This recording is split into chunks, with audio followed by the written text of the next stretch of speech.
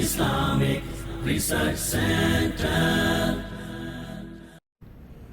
كيف نستفيد من رمضان؟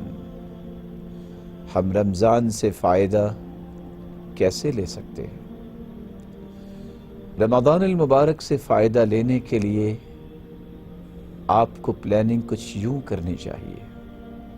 اپنی نیت کو خالص کیجئے، کیونکہ رسول اللہ صلی اللہ علیہ وسلم کا فرمان ہے انما الاعمال بالنیات، اعمال کی قبولیت کا دار و مدار نیتوں پر ہے.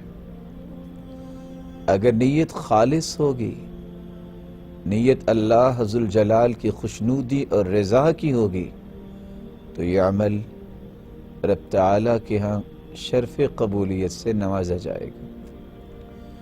ارشاد ربانی ہے فَمَن كَانَ يَرْجُو لِقَاءَ رَبِّهِ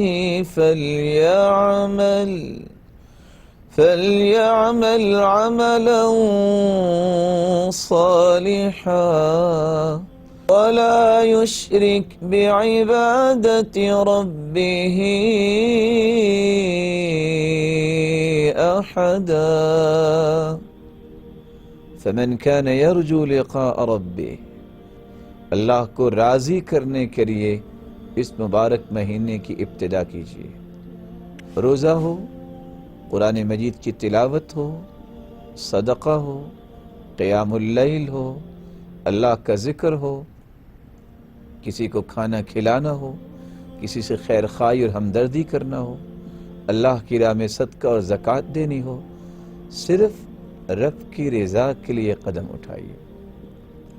رسول اللہ صلی اللہ علیہ وسلم نے اس لیے فرمایا انما الاعمال كالوعاء، اعمال برتنوں کی مانند ہیں.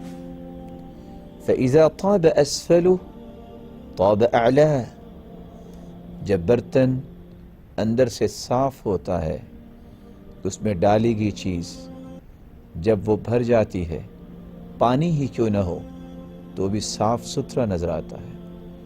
فَإِذَا فَسُدَ أَسْفَلُهُ فَسُدَ أَعْلَاهُ، جب برتن کے اندر صفائی نہ ہو تو اس سے نکلنے والی چیز بھی صاف نہیں ہوتی. انسان کا دل جب صاف نہیں ہے، اس کی نیت درست نہیں ہے، تو عمل بھی درست نہیں ہوتا.